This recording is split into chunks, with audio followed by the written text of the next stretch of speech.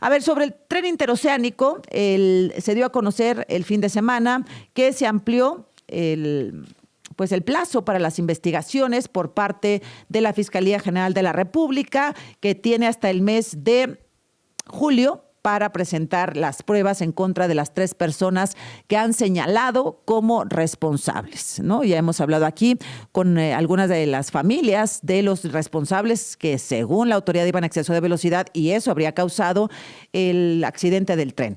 El viernes también el almirante, el secretario de Marina, dijo esto respecto a los señalamientos que se han hecho del accidente.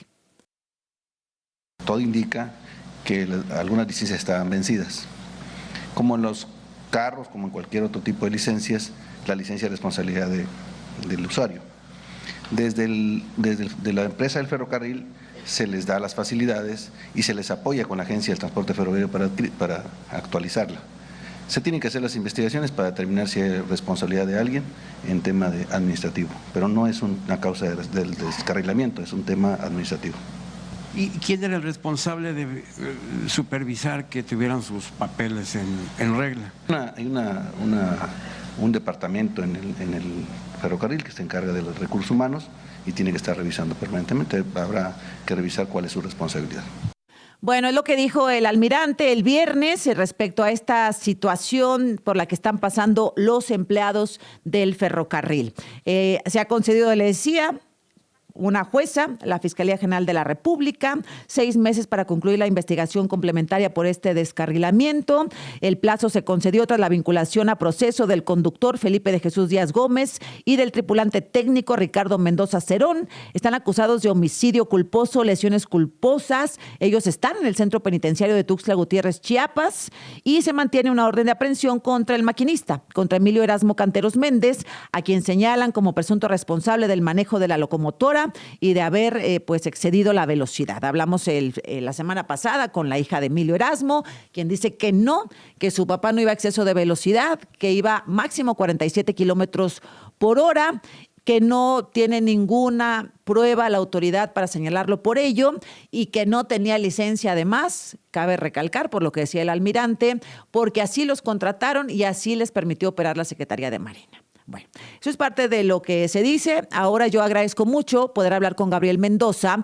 Gabriel Mendoza es hijo de otro de los señalados por las autoridades como responsable. Es hijo del maestro Ricardo Mendoza.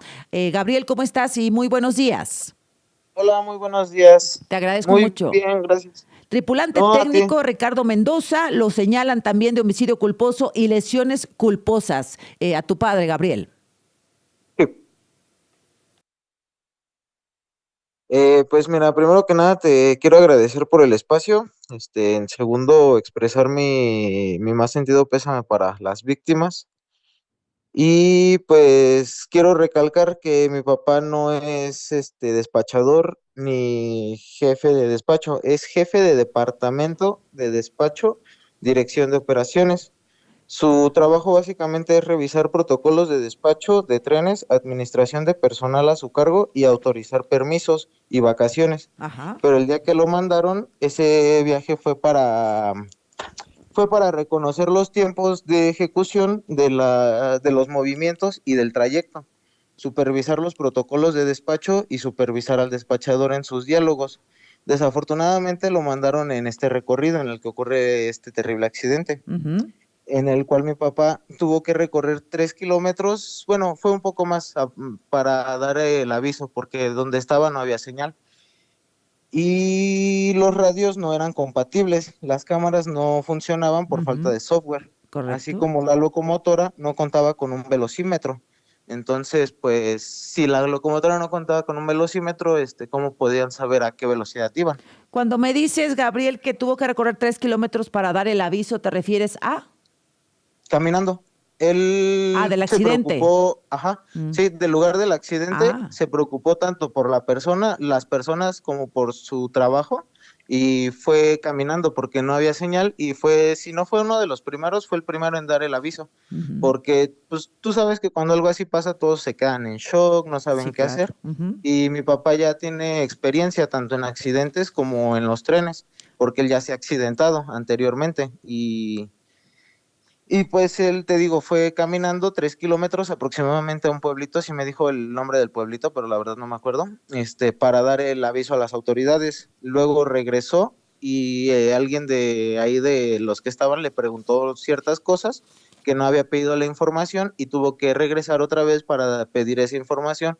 En total sí caminó como 9 kilómetros aproximadamente para lo que pedía el helicóptero, para que pidiera ambulancias y todo eso. Ujú. O sea, tan no había comunicación que tu papá tuvo que ir caminando 3 kilómetros para poder avisar que se había descarrilado el tren.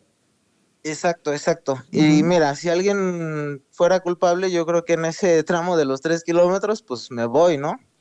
Mejor para qué Pues sí, para regreso. que Pero avise. no, Ujú. él regresó, quiso atender a los heridos lo poco que pudo y pues sacar los fierros para el tren para seguir haciendo bien su trabajo. Ahora, a ver, aquí en una parte del expediente dice, siniestro provocado por el actuar de Emilio Erasmo Canteros Méndez como maquinista, que no lo han detenido. Felipe de Jesús Díaz Gómez, conductor, que está detenido, y Ricardo Mendoza, tu papá, que está detenido. Ello en razón de que Emilio excedió el límite de velocidad permitido de 50 kilómetros. Respecto a Felipe y a Ricardo, no accionaron la válvula de freno de emergencia para detener el tren debido al exceso de velocidad con el que Erasmo lo condució, así dice, tal cual, además de que el maquinista y Ujú. conductor no contaban con licencia federal ferroviaria vigente. ¿Qué dices sobre esto? Que no accionaron la válvula de freno. ¿Era trabajo de tu papá hacerlo? ¿Había un freno de emergencia? Pues mira, realmente desconozco si había un freno de emergencia o no, ahí sí no he investigado ese tema. Ujú. Pero lo que sí sé es que mi papá no tiene conocimiento absoluto de cómo operar un tren. O sea, tú lo pones en una locomotora y él no va a saber ni siquiera cómo encender la radio. Él lo que sí lo puedes poner es en la oficina y ahí vas a ver cómo hacer todo el trabajo directivo, pero Ujú. operativo no tiene el más mínimo conocimiento. Nunca recibió una capacitación de cómo operar un tren. Entonces, en lo operativo no tiene nada de conocimiento, lo sé porque yo he platicado con él, de hecho estaba en comunicación con él antes de su arresto. Desafortunadamente yo tuve un accidente, me caí de la moto, me lastimé la clavícula y entré a quirófano. Ujú. Al momento de que yo entro a quirófano es cuando a él lo detienen y pues ya no supo cómo salir ni nada. Afortunadamente ya su esposa lo fue a ver, le dijo que estoy bien y todo, pero pues también entró con ese pendiente de que si yo había salido bien y no, entonces, Ujú. pues mira, mi papá no tiene conocimiento absoluto en cómo operar un tren.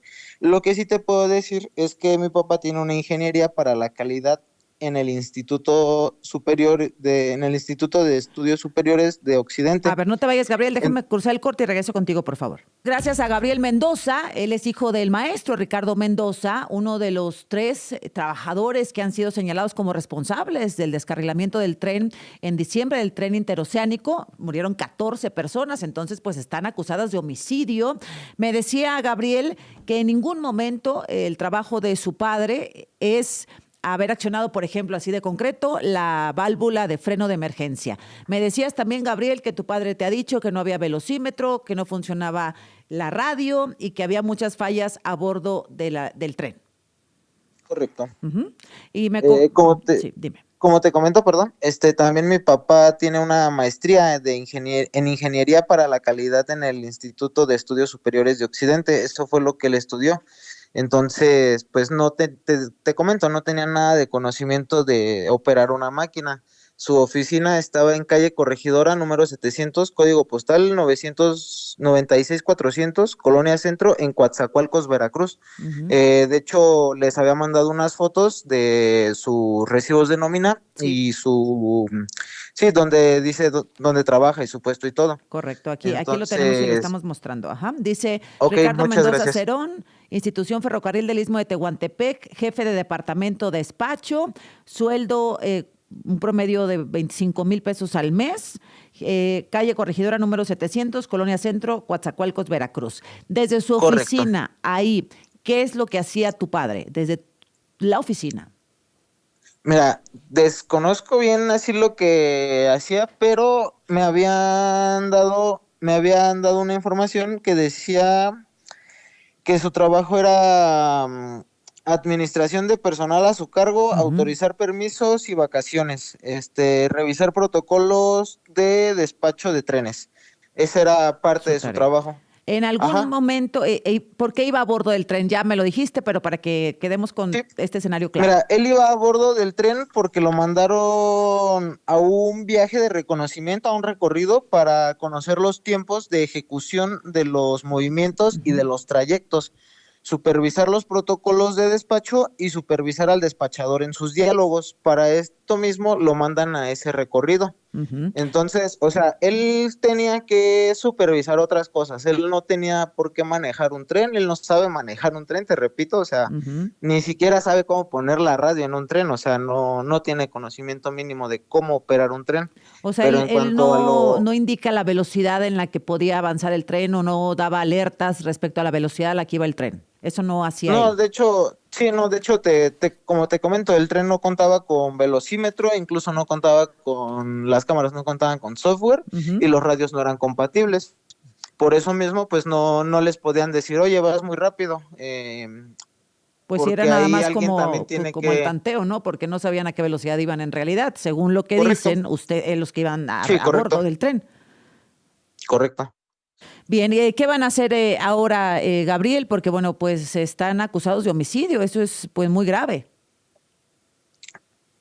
Pues primero que nada, demostrar la inocencia de mi papá. La verdad es que no cuento yo con los recursos, ni mi familia cuenta con los recursos para contratar un abogado privado. Entonces, pues si hay algún despacho por allá ay, canijo, se me olvidan dónde está. En Tuxtla.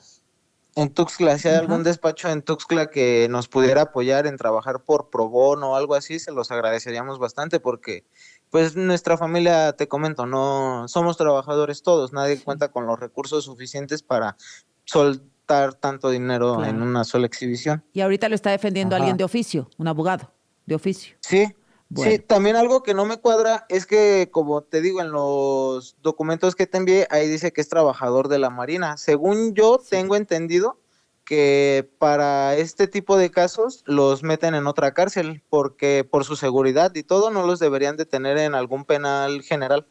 Oye, Gabriel, ¿qué les está? Él estaba sindicalizado, supongo.